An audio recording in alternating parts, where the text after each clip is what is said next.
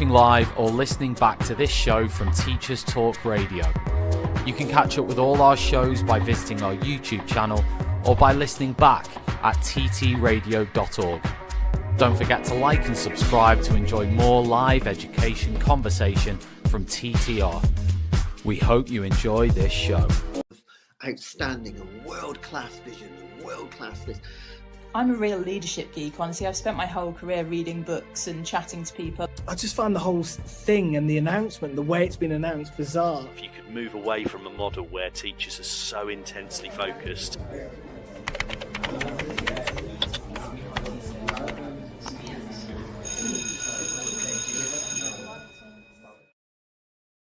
Hello and welcome to the Teachers Talk Radio Twilight Show on Monday, the 2nd of March. Today we are talking about AI in the maths classroom.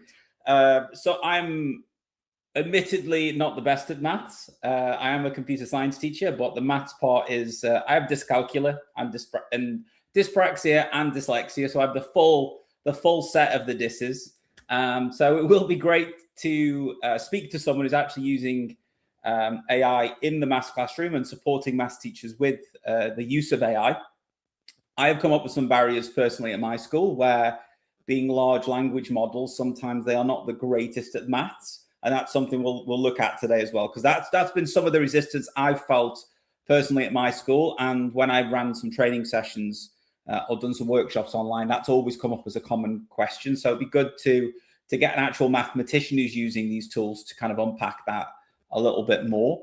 But as usual, we're going to start with the news this month, and this could be an entire show as usual, but let's try to get through this in about 5 minutes. So these are the main highlights in AI this month, or lowlights, depending on how you view it. We've had Anthropic. They've launched 2 new models this month. So we've had Claude Opus 4.6 and Sonnet 4.6. So both Sonnet, usually their kind of writing model, best at kind of language and sounding the most human in air quotes we always put there. And Claude Opus, the powerhouse at coding. So that's the model I'm using when I'm kind of coding platforms at the moment. Google Gemini have dropped 3.1 Pro. Increasing its reasoning upgrade there, and also Nano Banana 2 came out a couple of days ago. That snuck into my kind of Romania is always a couple of days behind, so that came up today for me. So I've been experimenting with that today.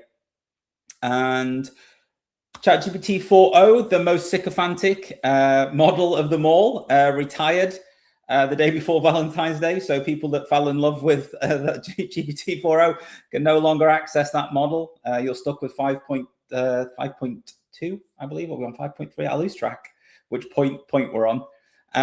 If you are using the free version of ChatGPT, you now have ads. So this is something that's really important if you're working in a school. I know most of the students at my school are using the free version. So this is something to add to your kind of literacy training, that they are now getting fed ads in their chat. I don't use the free version. Probably I should jump onto the free version and kind of feel what this feels like. I'm not sure how sneaky the ads are. If it's going to suggest, oh, by the way, you should get this type of trainer. I'm not sure yet, but it'll be interesting to see how that plays out, or if that becomes the norm across other platforms as well. I do hope not. And Anthropic and OpenAI had a bit of fallout with some Super Bowl ads, and then they refused to hold hands with each other. The two founders wouldn't get along at a recent AI summit in India. They wouldn't. Everyone else was there showing a unified front, and I think they'd annoyed each other with their kind of marketing tactics over the last couple of weeks. And then we had Pippygate, which is Adobe's AI generated some sexualized images for a 4th grader. So this is one of those things about that AI oversight and AI governance, that if students are using an AI tool that you're putting in front of them, if you as a teacher have selected a certain tool, then you've got to have that oversight. And some of that is just being in the room monitoring it, and also thinking about when and where they're accessing these tools, because it is new tech. It's kind of frontier tech at the moment. So there's always going to be some way to kind of push against it or kind of jailbreak it. And in this case, it was putting kind of inappropriate images in front of young people. Speaking of that, the Grok deepfake incidents, where it's producing sexualized images of adults and children, that is continued. The Paris offices were raided, so that seems to be an ongoing saga where we need to be careful about what kind of images these AI tools are producing, especially around deepfakes. California have released some AI frameworks, so there's more of those coming out from America at the moment. A student in Pennsylvania was charged with creating deepfakes of a classmate. We luckily have not had that at my school yet, but I know from speaking to other people, it is becoming more of a pressing concern, especially with kind of what I just said about Grok being in the media. Luckily in Romania, X isn't a huge platform, so people aren't really on it or using it that much. But I know around the world, it has a lot of reach. So they're hearing about this, and then they're just experimenting with this as well. So like with all these online trends, something that's very innocent can become something quite nasty very quickly. So it's always worth keeping an eye on what tools your students using, almost keeping your ear to the ground in a way. And so software, and also some updates from Anthropic sent stock prices plummeting. So they made a few updates. One of the issues with kind of the vibe coding or AI coding or developing code with AI, however you want to call it, security issues and security concerns. Okay, if you're building these apps, you aren't really a programmer building them. Do you have a software development background? But they announced they're introducing more updates which have a security focus, and suddenly lots of stock prices of lots of security companies went plummeting. So 12% dip. So that is where we're at with the news, I think. And on that note, I will just do one of my ad reads where I will say thank you to Hachette Learning. They are publishers of professional development books and resources that support great teaching and supporting schools all around the world. So if you want to level up your professional development, visit www.hachetteLearning and check out their full range of titles. And AQA know the real experts in the classroom. That's us, hopefully. That's why they work closely with teachers, combining your insights and assessment expertise to create resources, tools, training, and guidance to genuinely make a difference. They're the UK's most chosen assessment organisation, so chances are you already know who AQA are and what they do. And as we head into exam season, AQA are focused on helping teachers feel supported and ready. If you want to find out more, just head to their website. Don't go there now, maybe after the show, but you can go check out their website. Without further ado, I'm going to welcome Ben Ford. So welcome, Ben. Evening. For joining us today. And if you wouldn't mind, could you tell us a little bit about yourself and your background, firstly with maths, and then kind of into AI and how we've ended up having a conversation today? Absolutely, yeah. Good evening, Matt, and everyone else. So I've been teaching for about 21 years now. I started off not really thinking about being a teacher, but it was something that ended up being something that I've done and then carried on doing. For about 9 years, I've been a head of department, and then this year I've taken a step away from that to explore how I can use AI and teach AI to schools, and basically consulting on various different things.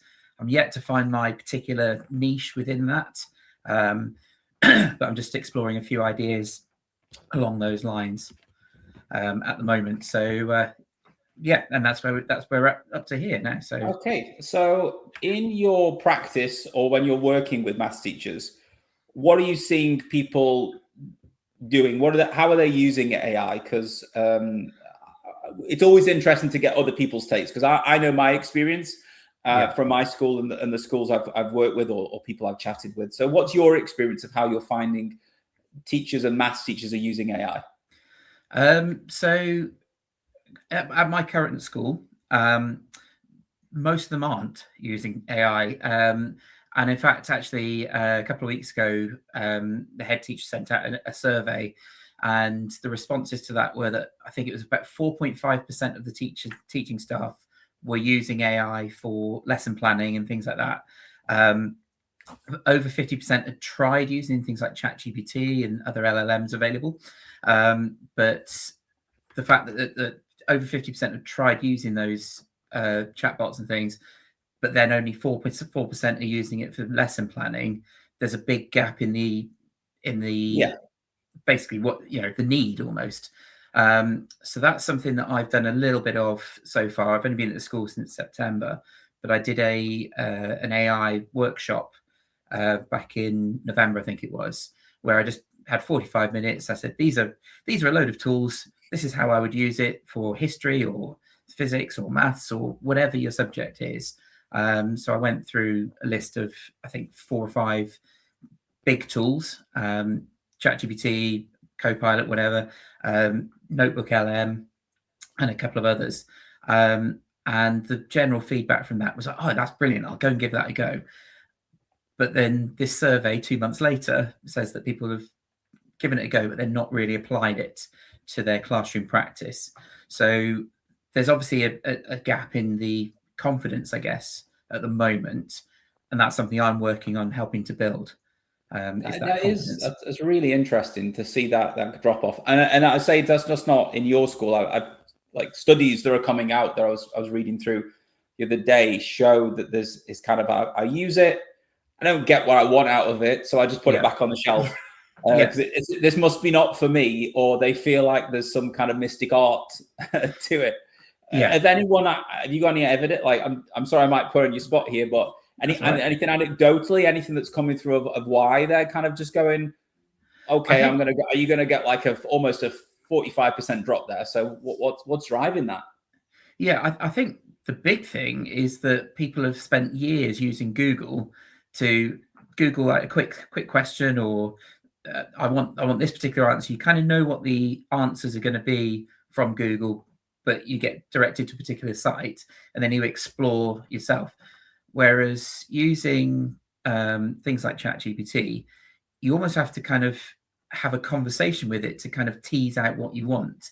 And something I've been working on very recently is almost a bit of role play, which sounds a bit odd, but you're kind of getting ChatGPT to role play as, and you have to say, you are an expert in teaching maths.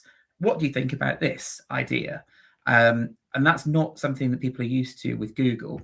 So I think it's that step from just asking a question to having a conversation and teasing out what your final destination is and how to get there. Yeah, I think it's just knowing. I think you've got that familiarity of a tool that they're used to. You've got something which I think you've got very mixed views online and in the media. Yeah, I think it can seem quite scary. Like sometimes for me, I have to turn off my phone and put it face down because there's too much news about AI. So I can imagine it does feel quite overwhelming for people. For you personally, how are you using it to help you? Like what good workflows are you building up that you can then potentially demo to other people? So I think the biggest thing is using it as a thinking partner, which I'm going to throw in some buzzwords here as we talk about this. But it's a real thing. As a thinking partner, you've got an idea in your head, but you don't know where to go with that idea. So luckily, ChatGPT and others are very positive. So, oh, that's an excellent idea. So you feel empowered straight away that you're on the right lines. And then the way I've got ChatGPT set up is it goes, excellent, that's a really good idea. However, and then it throws in a little bit of a curveball at me. And I quite like that because it makes me think in a different way, which again, looking back at Google, that doesn't throw that curveball at you. So the way I've used it for lesson planning is, right, I'm doing a lesson to, I don't know, Key Stage 3, Year 9, and it's about fractions. I don't know, I'm just picking some stuff off the top of my head here. If I want to do a lesson on multiplying and dividing fractions to Year 9, what misconceptions am I going to get?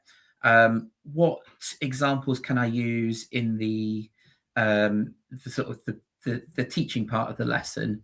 And then what I do find with, and I'm jumping ahead slightly here, but what I do find in the sort of the bulk of the lesson, when I ask it for some questions for kids to get on with, they're a little bit hit and miss, which is kind of the response I've had about using AI to support you with maths.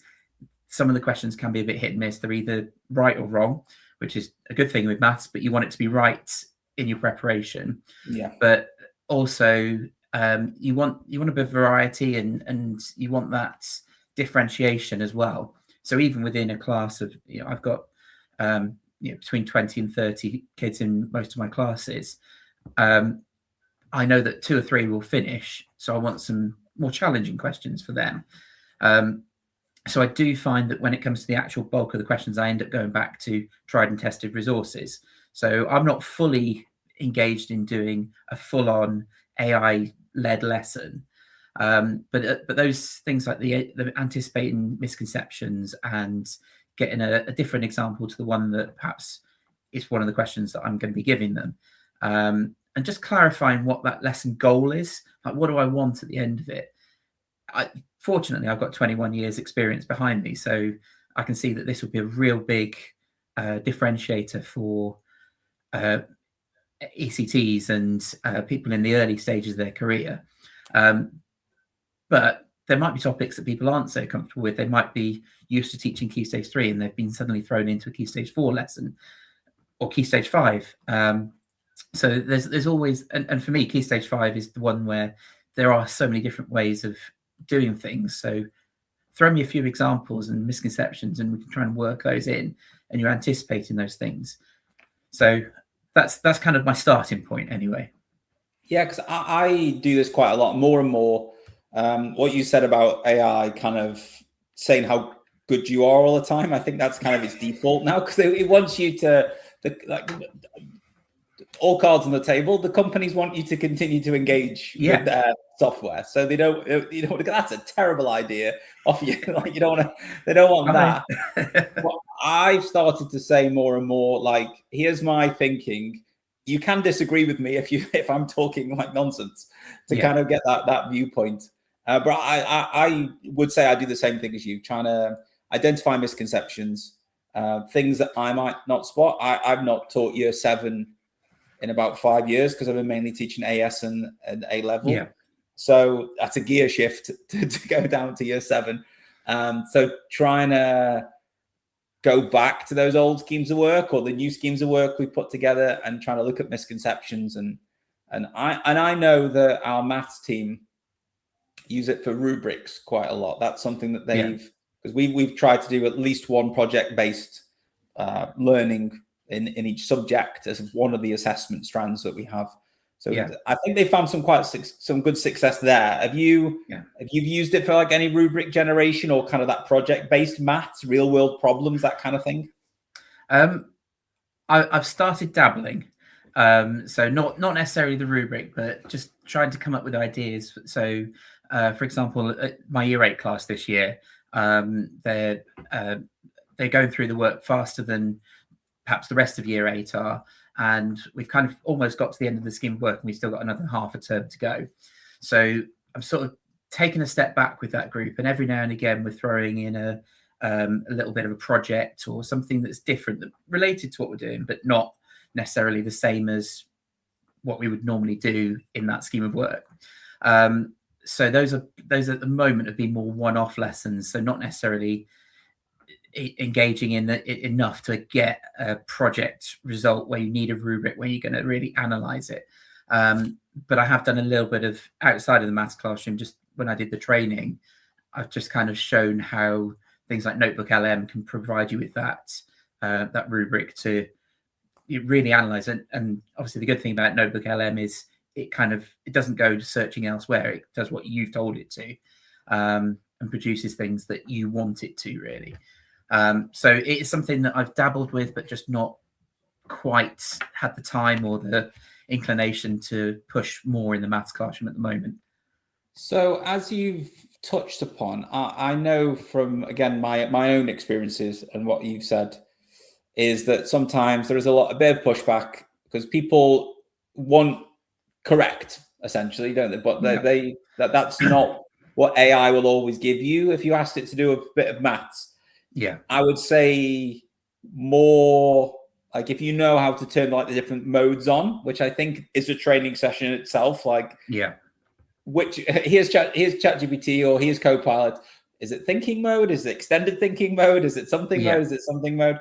Have you found what's the kind of baseline, and have you seen any difference if you kind of mix up the mode a little bit, or is it got limits when it comes to maths?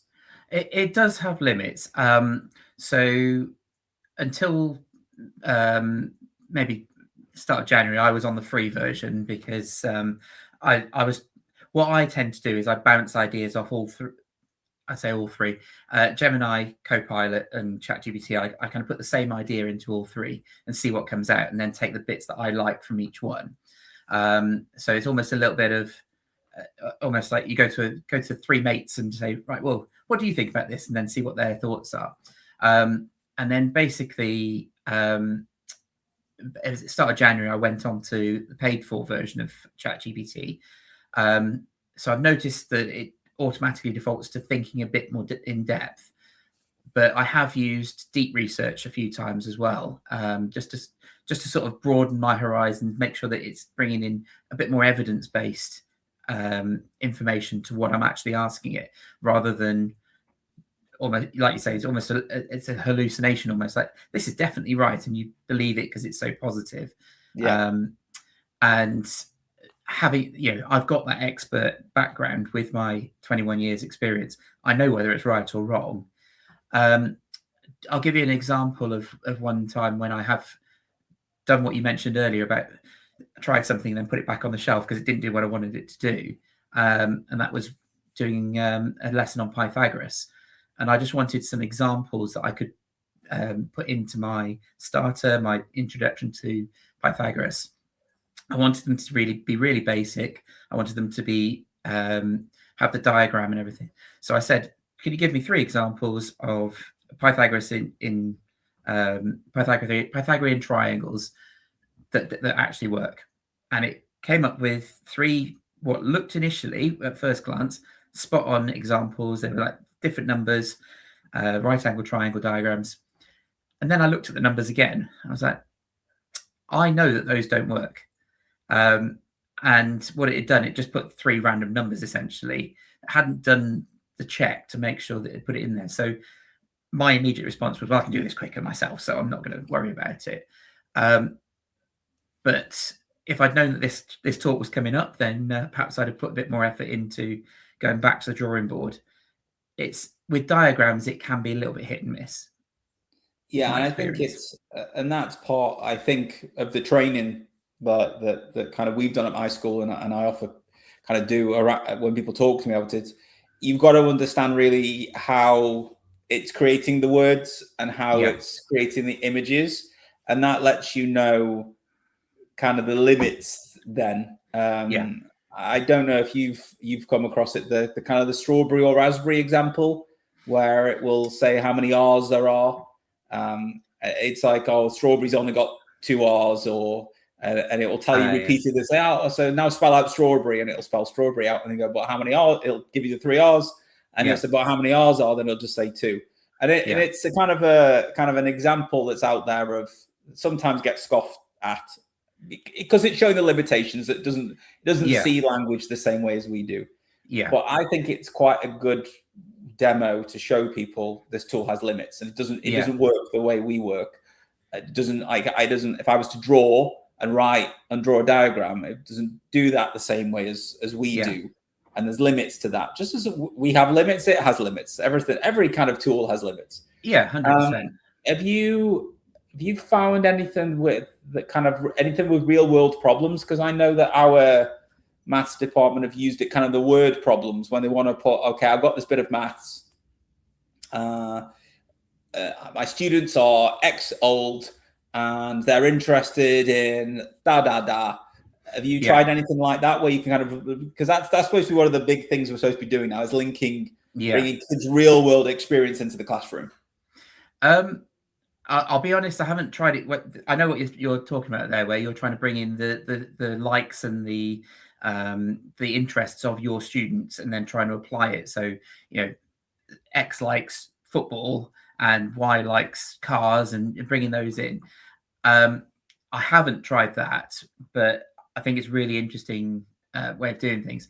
There, within maths, there are lots of wordy questions, and you're not going to please everybody all the time, but it is something that in about the last month I've been thinking about.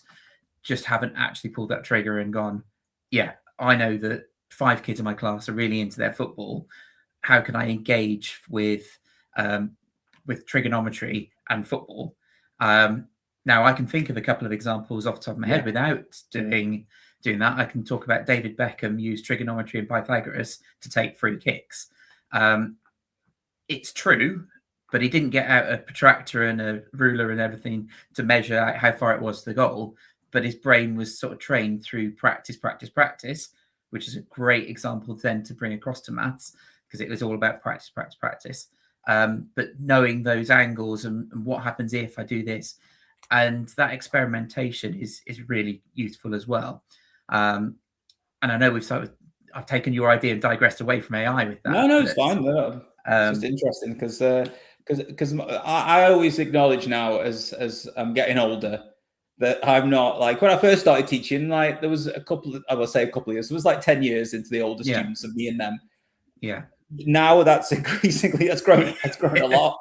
So sometimes I'm like, I don't know like what they're interested in. So if at least I can get something that they actually know they might engage in, or they might. And I do it with coding challenges. I've tried to put the course content into an applied lens. So one class said they were super into Warhammer 40k, so we just made a load of programming challenges about that for a while. And that's a really interesting sort of concept. And I mean, I'm going to complain a little bit here about the maths curriculum. There's so much in it that you almost find that it doesn't matter what year you're teaching. Most schools, and this is my experience of quite a few schools that I've worked at, you've got to get through that curriculum because they're aiming for an exam at the end of it. And a few years ago, I was the coordinator for SIMS, which was the MIS we used at the school I was at. And we were changing the reporting structure. And we were looking, I can't remember the exact structure of it because this was over 10 years ago, but essentially we were looking at strands for each subject, and history had something like 4 or 5 different strands. So you had to do this for the essays. You had these 4 different things. English was something like 15 strands. Maths was 138.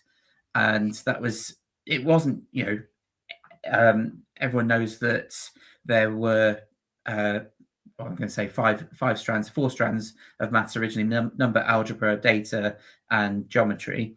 Then the government changed it, so it's now 7. So ratio and proportion is 1, and probably I don't know, I can't remember what they are off the top of my head, but it wasn't just those strands. It was breaking it down into fractions, which is part of number, and then multiplication, division, all the different parts of those strands. So if you're looking at a year and you've got to do 138 strands in that year, and you've got, I don't know, 3 lessons a week for 39 weeks of the year, you haven't got enough time to then kind of go away from that very blinkered view.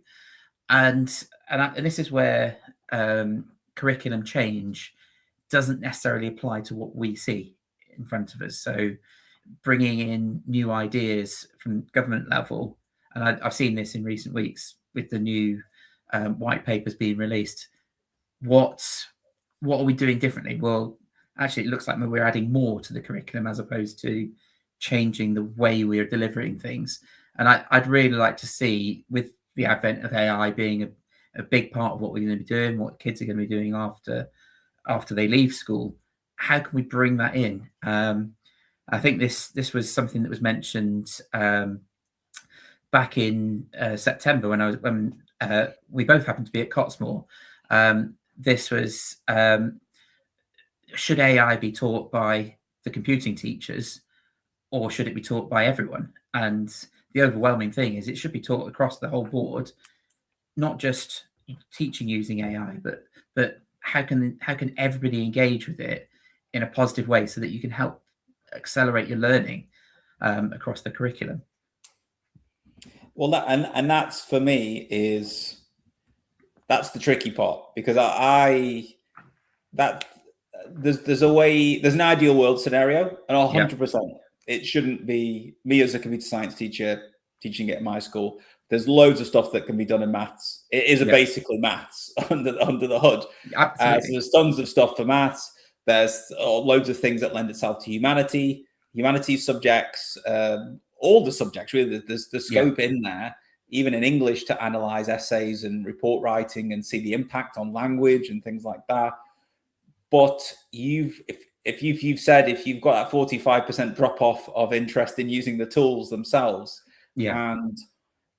and you've got to upskill an entire workforce to not only be like a history specialist or an RE specialist. Now they've got to know enough about AI to be confident enough to talk about it. I think that in itself is the end goal, but I don't see what the training of teachers is doing about that on a fundamental level. I still think it's going to be a few interested people in a school, and then luckily if you have some, or someone will go, "You're now in charge of AI, mate, and good luck." And I do think there needs to be more of a focus on inset training for staff. And again, I work in a school, as do you. Like, AI can't be the only priority. No.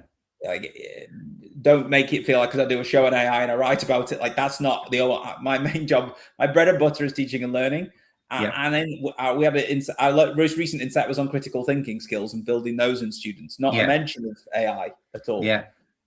So I think it's that thing. If we want that shift, if we want the maths teachers and the English teachers and the RE teachers and all the different subject teachers to talk about AI, where's the time? Where's the space? Where's the investment in that to upskill? Yeah, absolutely. We had at my previous school, we had somebody came to deliver an inset about AI. I think it was 2022, and it's John Jones from RGS Worcester. I don't know if you've come across him. He came in, and the inset was fabulous. You know, we were shown all the different things that at the time, how to do image generation and how to use AI, but it then stopped. You know, we had that inset day, and this is again experience of inset at schools is you have that delivery, and then the next day the kids are in, so you're back to what you know and how to do it yourself. And this is something that I'm trying to break into, is this idea that I don't want to deliver an inset day to a school.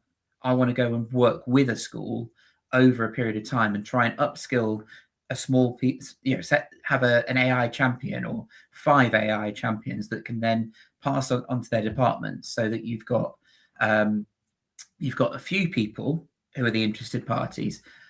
And if they can just show one thing that 3 other teachers will go away and go, do you know what, I'm going to try that, then you're building that momentum. And funnily enough, I've got a meeting on Wednesday with my AI working group at school, and I'm proposing exactly that. I want to, I've got about 10 people that are interested, but so far we've only had a couple of meetings, and we've just talked about, like, what have you been using it for? What's out there?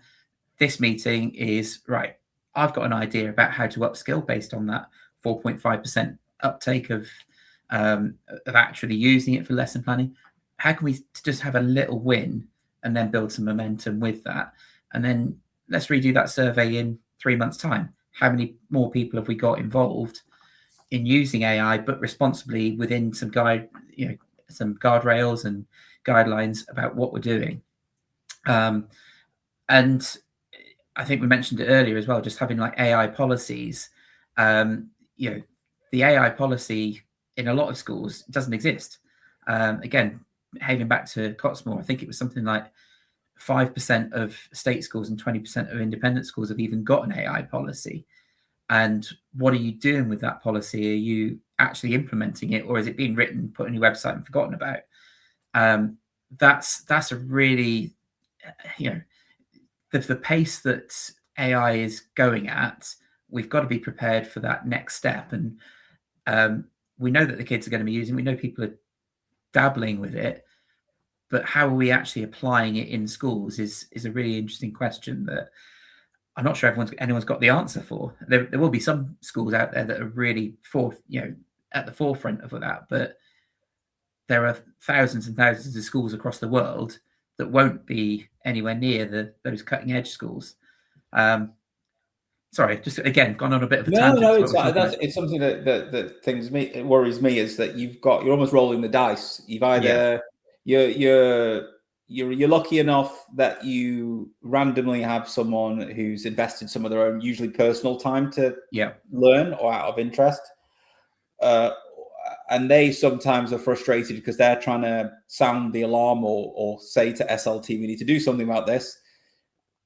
And other times, I know how lucky I am to be on SLT at my school when this was happening and be the interested person, because I can immediately take action. But there's so many people who know this is an issue, but with the busyness of school life, there's almost. I spoke to someone today about it being Pandora's box. Like they don't want to open it and see what's inside because they're too scared. They're too scared to know. So they just go, okay, we'll just put AI over there for another month, and then we'll have a little peek, and it's really interesting times. Yeah, I mean, I'm working 3 days a week in school, and I've got these 2 days a week where I can dedicate it to trying to catch up with the previous week's news. The first 7 or 8 minutes of this talk was you talking about what's in the news, and that was just quick fire bullet points essentially. So I'm trying to do that on a weekly basis. And if I'm struggling to keep up with it all, then how are people who are working full time and schools who are very busy with exams and safeguarding and looking after their kids? How are they going to keep up with this newfangled technology that nobody really knows how to apply it to? For want of a better phrase, a very outdated system of that education has been for years. Kids facing the front of a class, you teach them something, they have a go at it. At the end of it, you test whether they've understood it. I don't know what the answer is to that, by the way. That's just me kind of almost going, well, schools don't like change. And when they do change, it takes a long time to kind of turn that boat around and get you pointing in the right direction. And I think, like you said, people, they know what's in the box or they've got an idea, but they're too frightened to open that box and go, oh, let's try this bit, and then actually implement it. Just going back to that inset day of it was really fascinating. I was really interested. And then the next day we were back the kids were back in, and you kind of go, oh, I'll put that back. I'll come back to that later on. And then never do. It is that 100% because you've got that pressure and you will. And I think even something I was told when I first started teaching, over time, you'll just kind of almost plateau, or like you'll find you'll get into your groove and then you'll stay in your groove because I remember in working in the state sector in the UK, I was doing like 12, 13-hour days, head of year, phone calls to make, the pressure. Right now, I wish sometimes I could take me with AI and put it in that job, knowing what I know and how I could use it. And I think I could save myself retrofit a lot of time. Like I think that sometimes if I was still there in that scenario and I knew how to use it as I've experimented with, I reckon I could shave some of that time down. Yeah. But that again, I don't know if I would have had the same opportunities to experiment if you get what I mean. It's that absolutely time, isn't it? Yeah, absolutely. I mean, the retrofit is a great idea, but that's knowing what you know now. But you didn't know. We always say that about everything, isn't it? I wish I could take my brain now and put it in 21-year-old me. Yeah, exactly. But that's life, isn't it? And we're trying to prepare students for the world of work, which is going to be very different to when we started going into the world of work 29 years ago. It wasn't. I know AI has been a phrase since the 60s, but realistically, when I was just starting out at uni in the world of work, the internet was only just really becoming commercially available. Like, everyone had the access to the internet in the late 90s, early 2000s. I remember going to uni and suddenly having access to the internet on a regular basis. I spent far more time doing, like, looking stuff up on the internet and messing around with stuff than I did actually probably doing what I should have been doing, which was the work that I needed to do for uni. But when you get a new toy, what do you want to do? You want to play with it. So this is a new toy, but we've got to kind of put those guardrails in for how we getting students to learn using this new toy and prepare them for the world of work. There's all these scare stories, if you like, of what the world of work is going to look like in a year or 3 years or 5 years. Are lots of jobs going to be obsolete because, what was the one I heard? Paralegals. That the companies are just sourcing that to an AI rather than a human being in that loop and checking everything. And not that I'm saying I know much about what paralegals do, but that was just an example that had been mentioned to me. So it's preparing them, I think, is a key thing. And I know that lots of kids. I mean, my daughter is 13. She brings things into the conversation. I go, oh, that's a really cool idea. I hadn't thought of that. And she goes, yeah, well, I just chat GPT'd it, and that was the idea I had. And then I'm going, oh, right, okay, well, I didn't even think of that. So it's trusting their thoughts and their ideas and their process as well.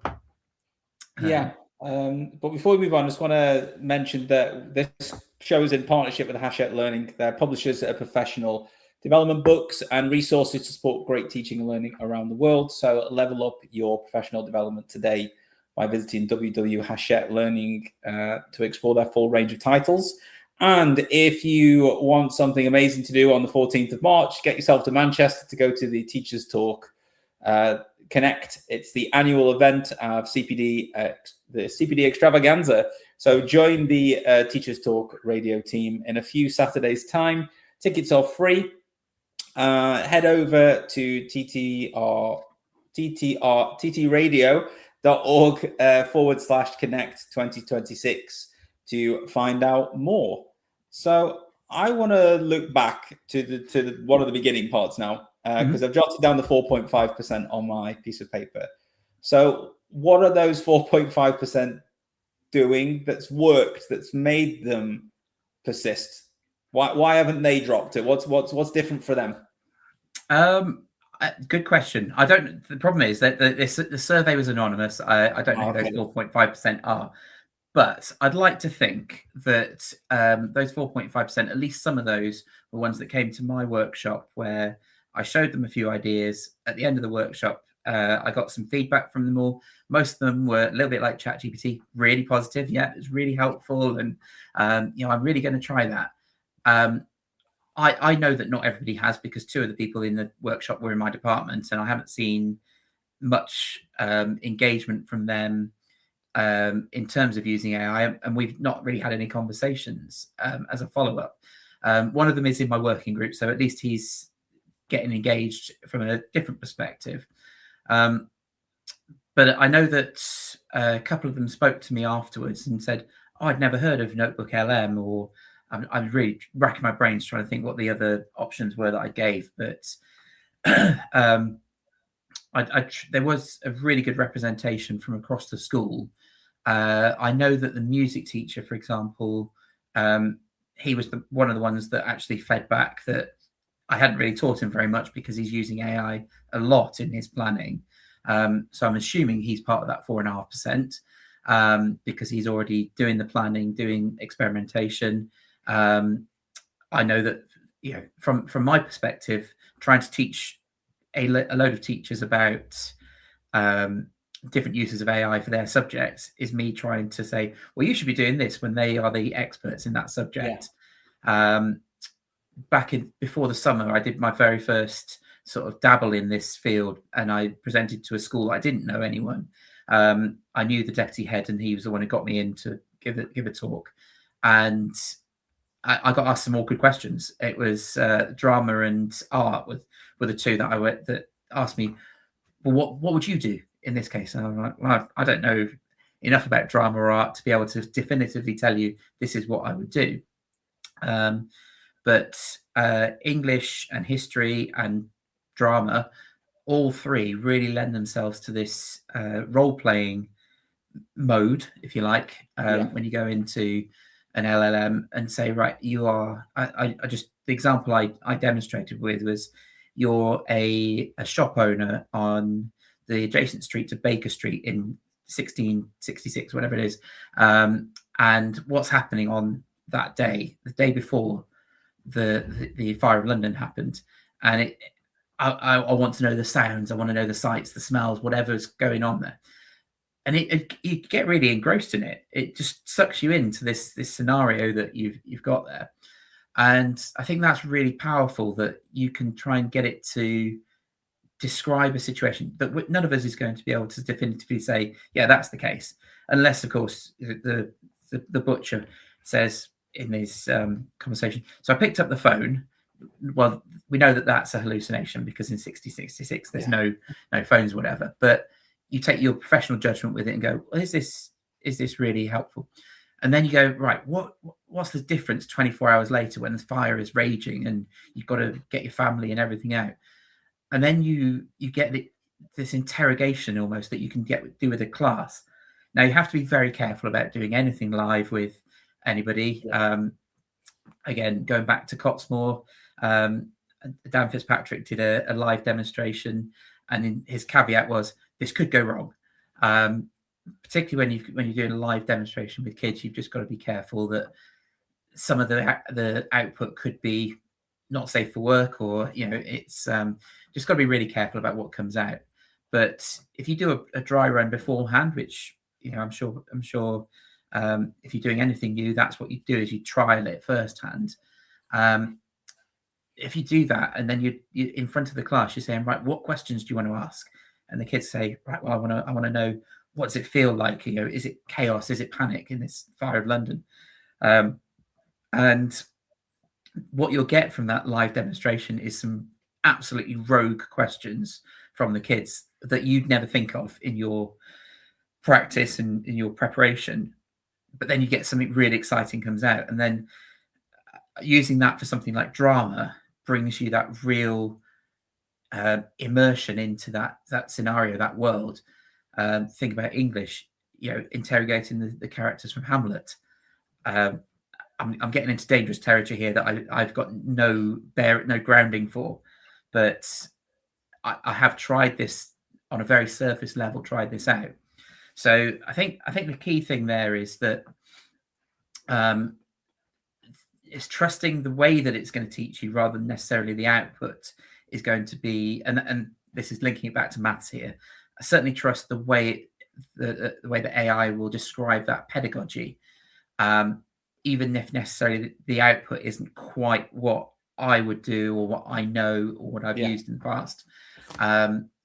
And this is where we are still learning. Everybody is still learning. And I don't care how much immersion you've got in using AI in your line of work.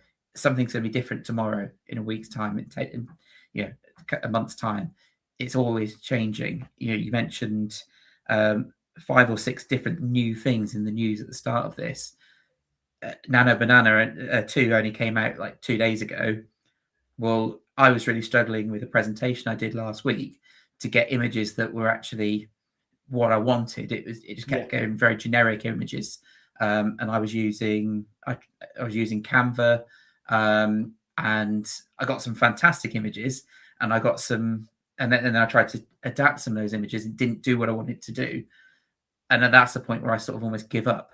And this is where you try different tools and you find the one you like and the one that does what you want it to do. And that's fine.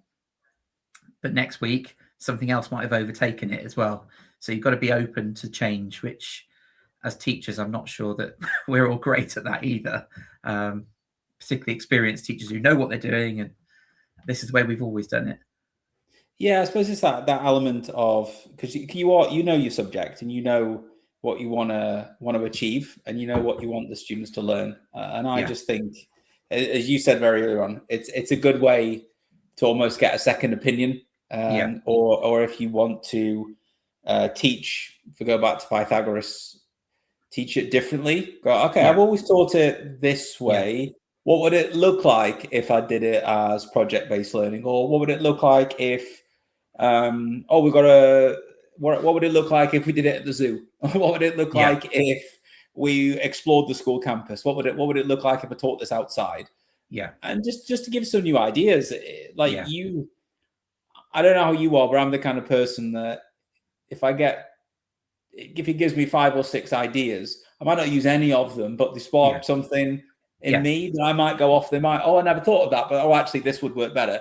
So it's like, it's almost like getting 6 other teachers. And as you said, it's good at the pedagogy, but it might get the numbers a bit wrong because it's not really, it's built for the language part. It's built for describing how to teach it. It's not built for giving you numbers and doing maths correctly. So it's going to describe how to do a problem-based learning Pythagoras lesson.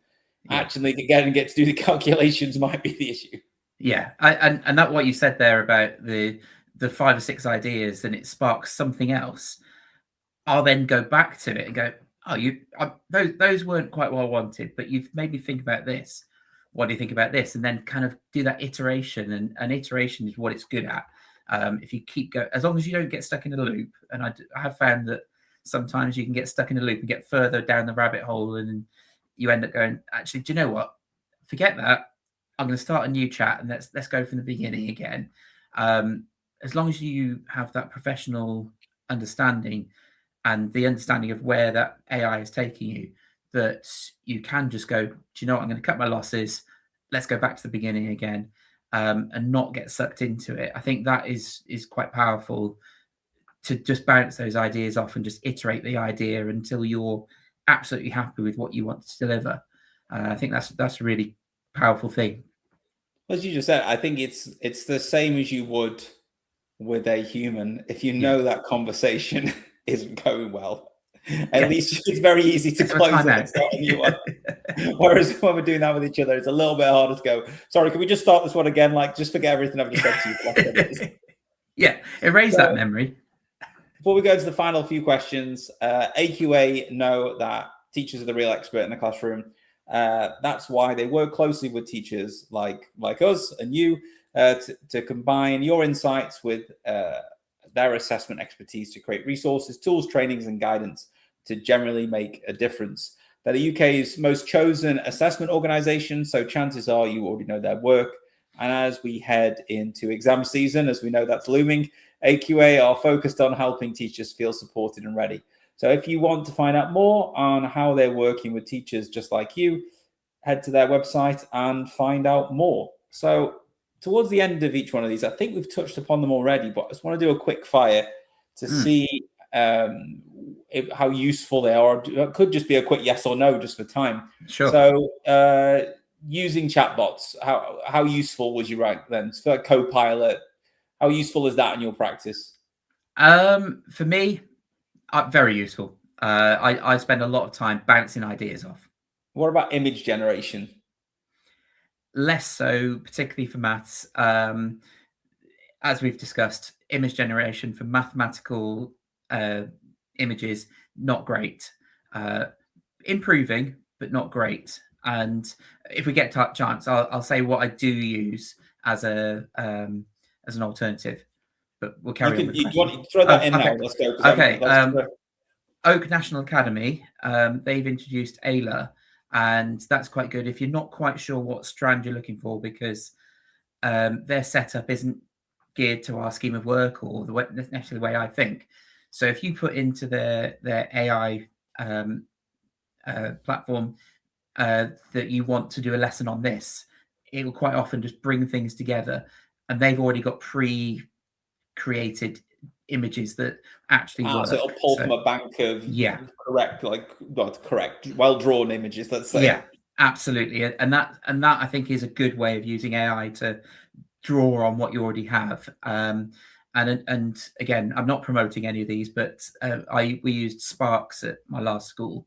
So Sparks adapts using an AI algorithm. I'm not going to go into the background of it because I have no idea. But essentially, if a pupil is doing really, really well, then it ups the difficulty automatically. Okay. And I think we introduced that about 3 or 4 years ago. And it was great at open days when parents come in and go, well, so what do you use? Oh, this is an AI-based thing. And at that point, nobody really knew what that meant, other than because it was before the advent of ChatGPT properly. So that was really useful, that it would adapt to the pupil to change the difficulty. Have you used any of the coding tools, even something like a Canva code, to help generate resources? Have you seen any usefulness there? So I'm very early stages. I have tried using Mindjoy to create my own chatbot, and it's something that I'm talking to them quite a lot at the moment about. I want to try it at my school, but it's having the right timing and everything, and getting people involved. But when I did my 2-week trial with them, I created a chatbot that was essentially being a GCSE tutor. It wouldn't give you the answer; it would just guide you through it, and I thought that was really powerful.